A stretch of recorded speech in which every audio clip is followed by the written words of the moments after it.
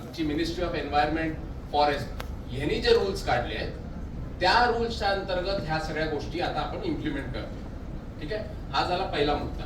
दुसरा मुद्दा म्हणजे तुम्ही EPWGR म्हणजे जे बल्क वेस्ट जनरेटर रिस्पॉन्सिबिलिटी त्याच्या ज्या ज्या सोसायट्या किंवा ज्या ज्या स्थापना आहेत त्या स्वतःहून त्या प्रोसेस करू नाही शकत. त्याच्यासाठी PCMC ने एक स्ट्रक्चर बनवायला पाहिजे जिथे आम्ही ऍप्लिकेशन करू शकतो आणि तुम्ही आम्हाला ते सर्टिफिकेट देणार.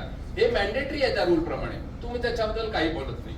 ऐकून घ्या, मी 3-4 पॉईंट. हे लिगल मुद्दे. तुम्ही हा दुसरा मुद्दा सुद्धा ऍड्रेस केलेला नाही. तिसरा मुद्दा, जिथे जिथे कचरा प्रोसेसिंग गरजेचं आहे तिथे पालिका ही पार्टिसिपंट आहे. म्हणजे आमच्यावर जे तुम्ही नियम आणि अटी आणि दंड आकारणार तो तुम्हालाही ऍप्लिकेबल आहे. हे कोर्टाच्या नियमात लिहिलेलं आहे. कोर्टाने जे सुनावणी केली आहे त्याच्यात हे क्लिअरली लिहिलेलं आहे. 2026च्या नियमात सुद्धा हे लिहिलेलं आहे. तुम्ही त्याच्याबद्दल पण काही भाष्य करत नाही. चौथी गोष्ट, तुम्ही स्टार्टिंगला सर म्हणाला फक्त जे नगर परिषदेचे सदस्य आहेत तेच हे बघणार आहेत. ही पण चुकीची गोष्ट आहे की कॉर्पोरेटर ह्या गोष्टीत काय इन्व्हेस्ट करणारे आहेत हे मला अजूनही कळलेलं नाही. त्यामुळे हे 4 मुद्दे जे लिगली आपल्याला बाधित आहेत म्हणजे बांधील आहे तुम्ही त्या गोष्टीबद्दल सुद्धा चर्चा झाली पाहिजे आणि त्याच्यावर सुद्धा सोल्युशन पाहिजे की ज्या सोसायट्या खरंच या गोष्टी करू नाही शकत मग त्यांना तुम्ही कसे सर्टिफिकेट इश्यू करणार आणि त्यांना तुम्ही कशी मदत करणार. बघा, हे सगळं करण्याला कोणाचाही विरोध नाहीये इकडे.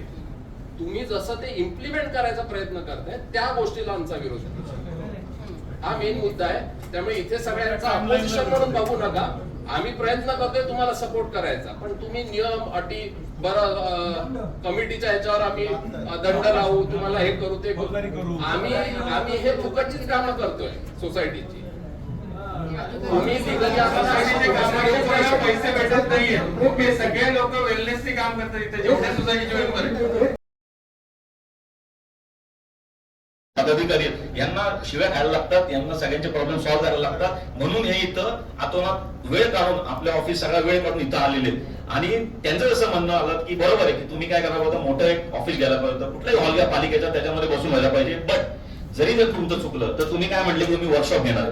But before you releasing the 1 जुलैची notice you should have beforehand you should have done a workshop of 15 days, 1 month, 2 month, 4 month. त्याची प्रॉपर पॉलिसी बनायला पाहिजे होती की this is the policy, this is the scenario 1, this is the scenario 2, this is the scenario 3. 100 kilo 200 kilo 500 kilo township मोठ्या मोठ्या हजार फ्लॅटच्या society आहेत. तुम्ही एक नियम ऑरेंजेस आणि ऍपलचा डिफरंट हे साधा नियम आपल्याला माहिती, तर आपण तशा पद्धतीने अभ्यास केला तर हे होणार नाही. कारण काय होतं माहिती का, आधी थोड्या छोट्या त्यांना त्रास होतो. स्वच्छ नियम त्यांनी सांगितलं की तुम्हाला 16 पासून सगळा नियम आहे, सगळं आहे. पण आज आपण परिस्थिती बघतो, स्वच्छ भारत अभियानाचे जे कचऱ्याचे डबे छोटे छोटे ते सुद्धा गायब आहेत.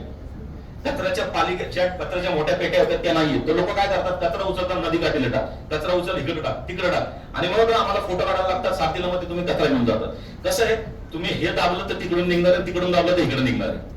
त्यामुळे अभ्यास करताना हा पूर्ण होलिस्टिक अभ्यास झाला पाहिजे, तरच त्याच्यावर चांगलं सोल्युशन निघत. अदरवाईज हे प्रॉब्लेम तसेच चालू राहणार. तर माझी पहिली एक सगळ्यात महत्वाची पिंपरी चिंचवड हाऊसिंग फेडरेशन कडून एक विनंती आहे की तुम्ही जो नियम काढलेला आहे, तुम्ही जो परिपत्रक काढलेले 1 जुलैचं, it should be immediately stop.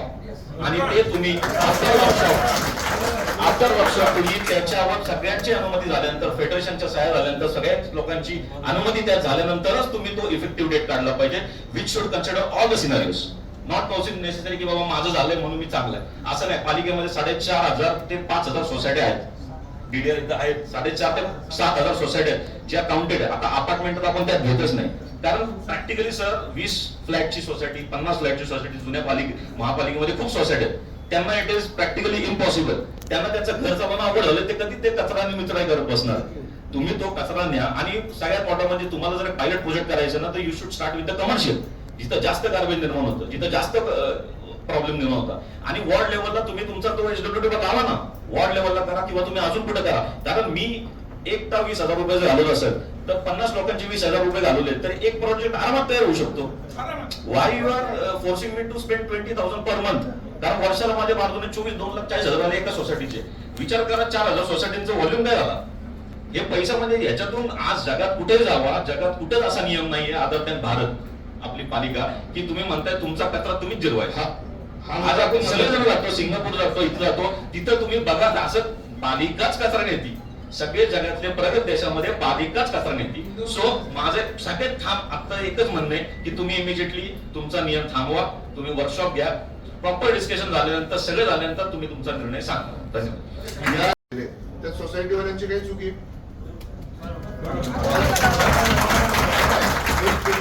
तुमच्या ह्याच्यासाठी नाही सांगत आहे. मला पण या गोष्टींचा अनुभव झाला. आज जर सोसायटीवाल्यांचं त्या बिल्डरची चुकी आहे आणि आपण त्याच्यावरती जाऊन कारवाई करणार म्हणजे काय प्रत्येक फ्लॅट झाला, हा आपला धोरणात्मक निर्णय आहे की आपल्याला धोरण काय ठरवायचं आणि धोरणात्मक निर्णय घ्यायला आम्ही पदाधिकारी आहेत ना. आता 5 महिने झाले निवडणुका होऊन, मागच्या 4-5 वर्ष प्रशासन झालं होतं.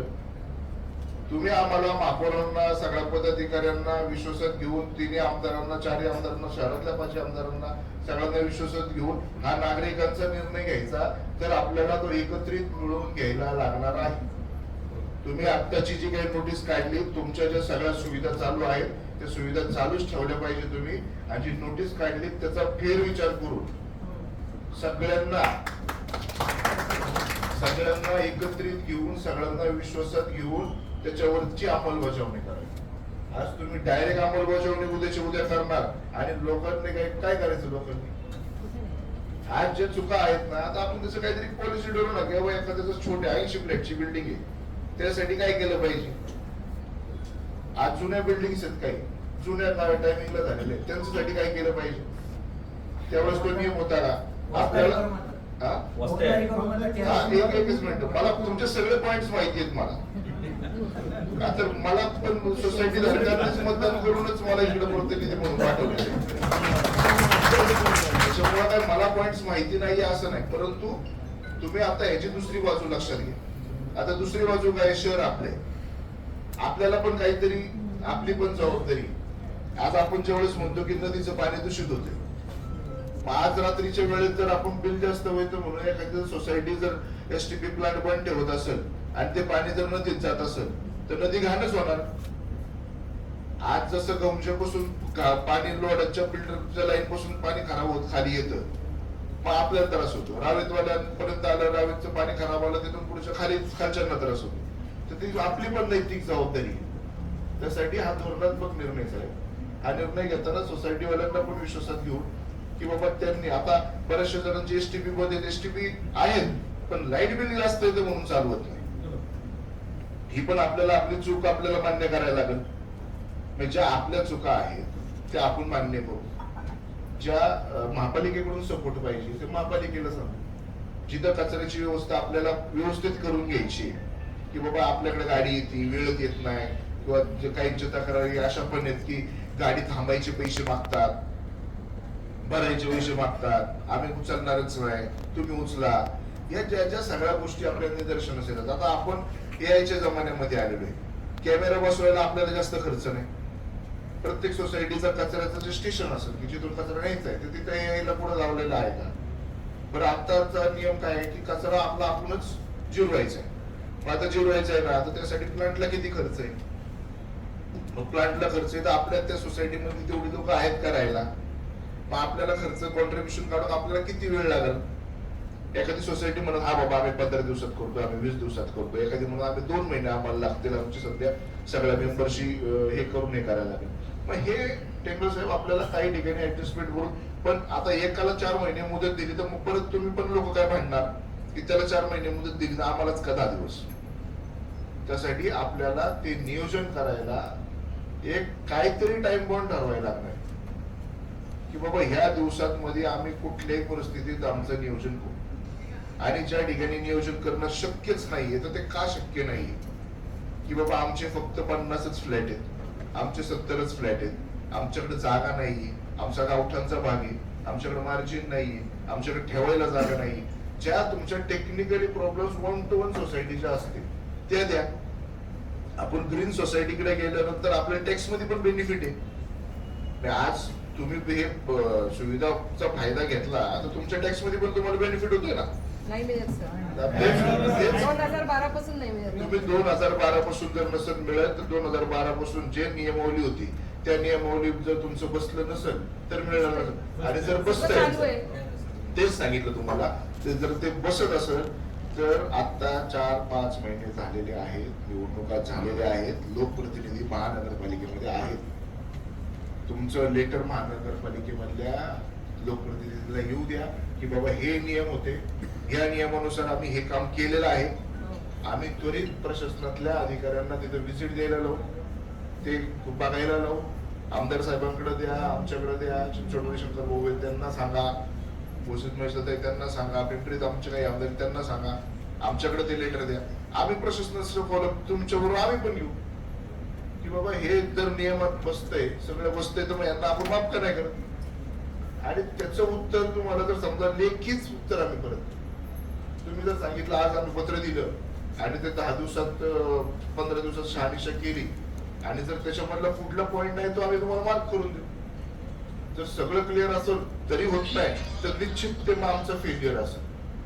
त्याची पण आम्ही जबाबदारी घेऊ. परंतु आता आपल्याला विचार करून आता असा गोंधळ करून काय करणार आहे. तुम्ही आता समजा इथं ऐकणार, इथं गोंधळ करणार, इथं मिटिंग साहेब हे होऊन जाणार आणि याच्यातून आउटपुट काय निघालं. 1 जुलैचा प्रस्ताव रद्द करावा असं 1 जुलैचा प्रस्ताव 1 जुलैचा प्रस्ताव हा शासनाकडून आलेला आहे आणि हा रद्द करायचा तर तुम्हाला 1 जुलैच्या नंतरची सुविधा पाहिजे. याच्यासाठी कागद रद्द करायचा म्हणतात तुम्ही, बरोबर. सुविधा तर तुमची रद्द केली आहे का. आम्ही तुम्हाला सांगितलं की त्या तारखेनंतर सुविधा रद्द होईल असंच सांगितलंय ना. मग त्याच्यासाठी आता आम्ही सगळे एकत्र परत एकदा बसतो, तुमचे पॉईंट्स लिहून घेतलेले आहेत, तुमचं जे टेक्निकली सगळ्यांचे जे प्रॉब्लेम्स आहेत ना, इंडिव्हिज्युअली की सिंगल बिल्डिंग इंडिव्हिज्युअली